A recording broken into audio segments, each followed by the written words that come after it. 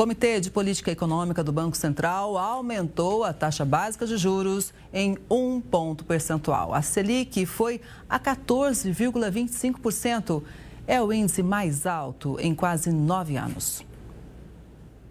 A decisão confirmou o que era esperado pelos analistas de mercado e que já havia sido indicado pelo Banco Central. O aumento de 1 ponto percentual elevou a taxa básica de juros para 14,25%. A Selic voltou ao patamar de outubro de 2016. Com a quinta alta seguida da taxa básica de juros, o Banco Central aumenta novamente o custo do crédito. Vai ficar mais caro e mais difícil para os brasileiros pegarem, por exemplo, financiamento imobiliário ou comprarem outros bens no crediário. O objetivo é frear o consumo e desaquecer a economia para segurar a inflação. Em fevereiro, o IPCA acumulado em 12 meses passou de 5%, bem acima do teto da meta do Banco Central. Os efeitos da alta de juros demoram alguns meses para aparecer, mas chegam fortes ao consumidor. Em nota, a Confederação Nacional da Indústria diz que a elevação de 1 ponto percentual na taxa básica de juros não é necessária para controlar a inflação e que prejudicará o ritmo de crescimento da economia. No comunicado após a decisão, o Copom diz que se o cenário esperado se confirmar, o ajuste será menor na próxima reunião. Pois é, para entender por que essa taxa de juros continua aumentando aqui no Brasil, a gente faz conexão com a economista e também conselheira do Corecon São Paulo, professora também da FGV, a Carla Beni. Professora, onde é que vai parar essa Selic, hein? Boa tarde. Boa tarde, Kelly. Boa tarde a todos. Realmente, o Banco Central ele cumpriu o prometido, né? Essa alteração não teve nenhuma grande surpresa, mas a questão está nas próximas reuniões, né? Quais serão as medidas que o Banco Central vai tomar, se a intensidade vai ser de mais meio ponto percentual na subida, se ele vai continuar com 1 ponto percentual. E isso daí é muito ruim para o setor privado, isso é ruim para quem quer comprar alguma coisa parcelada. Então, assim, as consequências para a economia são muito ruins com essa elevação da taxa de juros, mas é exatamente isso que o Banco Central espera, diminuir a atividade econômica.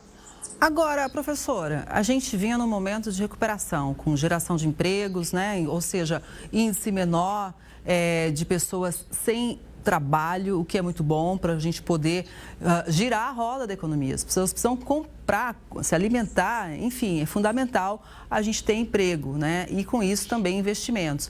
Agora, o mercado financeiro não previu isso? Qual que é a análise que a senhora faz? Porque sempre parece que vem essa devolutiva de que é preciso aumentar a taxa de juros para frear a economia, mas depois fica uma situação complicada, né? É como se a gente vivesse num paradoxo, Kelly, porque quando a economia cresce e você passa a ter emprego, renda, atividade econômica melhora, esse processo ele é muito decorrente de investimento. Então, o investimento de hoje é o emprego de amanhã. Então, nós estamos com investimento ativo, é só olhar a formação bruta de capital fixo que nós tivemos no ano passado, na elevação do PIB e tudo.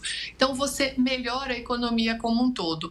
A inflação, ela tem várias causas. Ela tem causa de demanda, causa de custos, inércia, expectativa. O Banco Central tem uma ferramenta, subir a Selic. Subir a Selic não tem a mesma eficácia para todas as causas. Então, quando a gente pega a inflação e abre ela, como se você olhasse ela com lupa, você vai descobrir, por exemplo, que os alimentos, que é o tema que a gente discute aqui toda semana, está muito maior do que a própria inflação. Então, se você sobe a Selic para conter a inflação de alimentos, em que momento que você consegue diminuir a inflação? Quando você tem menos gente empregada, as empresas demitindo, a massa salarial caindo, então você acaba diminuindo a inflação pela dor. Então, essa é uma forma, é uma métrica, há outras possíveis, mas a métrica que o Banco Central usa é a elevação da taxa Selic para conter a economia.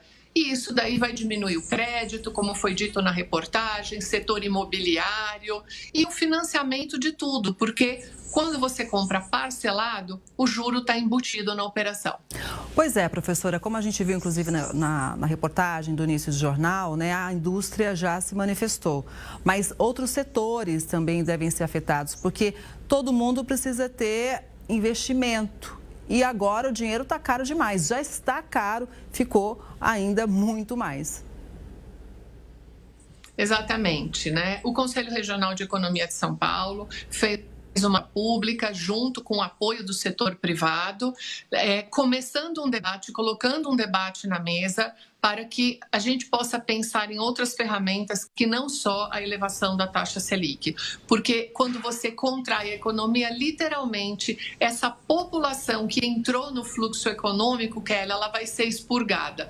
Então, é como se fosse impossível, digamos assim, você melhorar emprego e renda. Começa a dar um processo inflacionário, o que você faz? Eu tiro essas pessoas de novo da economia. Aí quem consegue passar por esse funil entra para a estatística, quem não consegue volta para o desemprego. Então, essa é uma métrica que se usa, mas a gente precisa realmente começar a discutir a eficiência e a eficácia dela.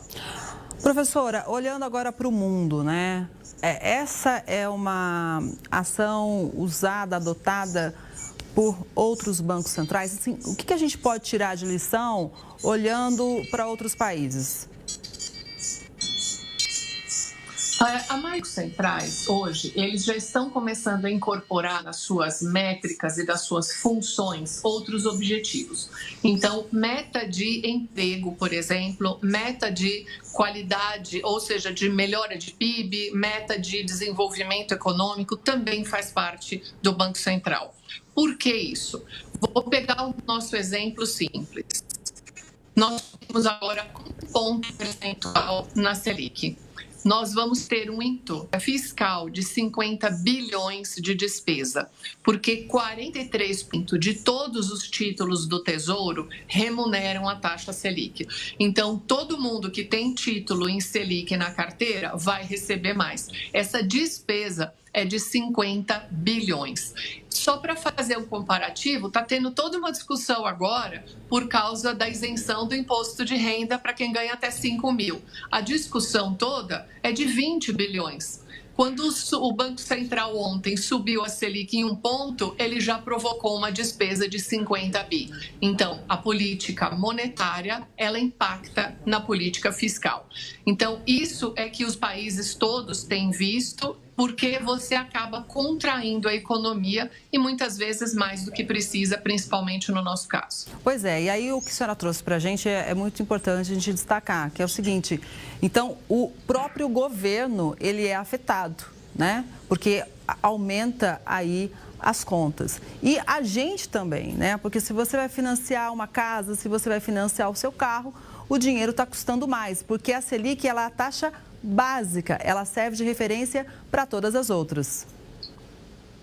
Isso, exatamente. O conceito de básico aqui, ela é mínima, ela é o piso. No sentido de que a aplicação mais segura para você colocar o seu dinheiro é colocar no Tesouro Selic. E ele vai te remunerar agora 14,25%. Se você tirar a inflação projetada para o final do ano, que seja 5% de inflação, fechando o ano, ou até 5,5%, você está com 8,5% de taxa real de juros. Isso daí é algo completamente incompatível em qualquer lugar do mundo. Lembrando que ano passado o governo cumpriu a meta fiscal do arcabouço. Então, é importante fazer esse adendo, porque a nossa taxa real de juros continua sendo praticamente a maior do mundo. Isso não me falha a memória, o mercado financeiro ventilava que o governo não ia cumprir, né? Sim, foi o ano inteiro em cima dessa métrica e era um processo difícil mesmo de ser cumprido.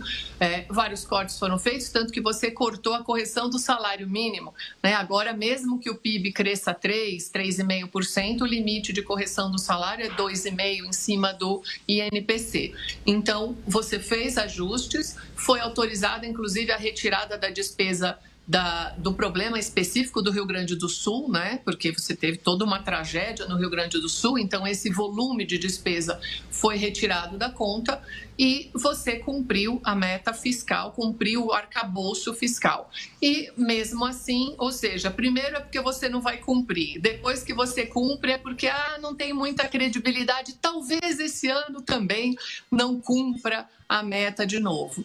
E aí a gente segue esse caminho com o setor privado sofrendo um efeito colateral gigantesco, precisando de refinanciamento, precisando de desenrola literalmente para tudo quanto é segmento, pessoa física, jurídica e agora até o rural.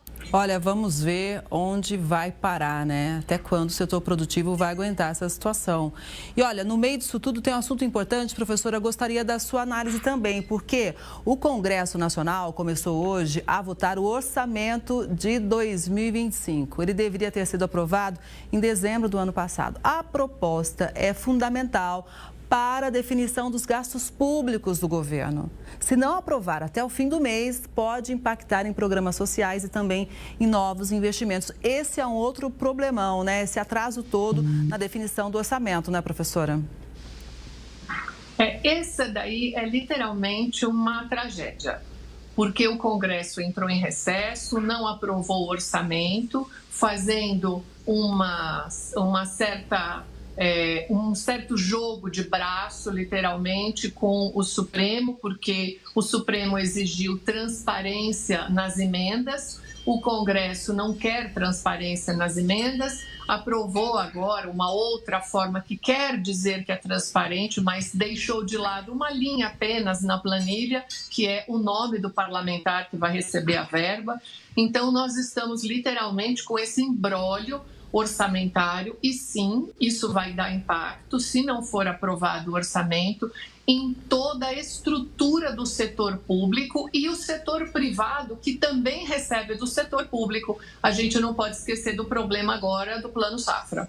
Exatamente, né? E a gente sabe que o impacto lá no campo se reflete no prato da mesa do brasileiro, né? Então, veja quantos problemas se tem por um atraso de definição do orçamento. É preciso que a gente acompanhe isso de muito perto e esclareça, até para as pessoas entenderem, né? Por que de tanta complicação em relação, por exemplo, ao Plano Safra. Exatamente. Entanto que o governo teve que fazer uma medida alternativa para poder liberar uma parte do Plano Safra que já estava autorizada, porque o orçamento não foi feito. O orçamento, ele é toda uma previsão de receitas, despesas obrigatórias, despesas não obrigatórias. Então, dentro dessa construção, se você começa o ano sem essa aprovação, você só tem autorização para uma parte, 1/12, por exemplo, depois 2/12, ou seja, você vai caminhando muito lentamente e os projetos do país precisam acontecer. Quem precisa plantar, a terra não pode esperar a liberação do orçamento, porque o Congresso não quer transparência na emenda, né? Então, você veja a confusão que a gente tem aqui na vida prática mesmo. E por isso que é importante esse espaço aqui para a gente sempre analisar, são pontos importantes. Professora, são assuntos fortes, né, da nossa economia, mas eu não posso deixar de dizer que no começo da nossa entrevista tinha ali um protesto de bem-te-vis, viu? Mas eles se acalmaram para ouvir a explicação, porque até eles querem ficar por dentro, viu? Uma boa tarde, até a próxima. Obrigada, Kelly. Boa tarde a todos e até a próxima. Até, professora.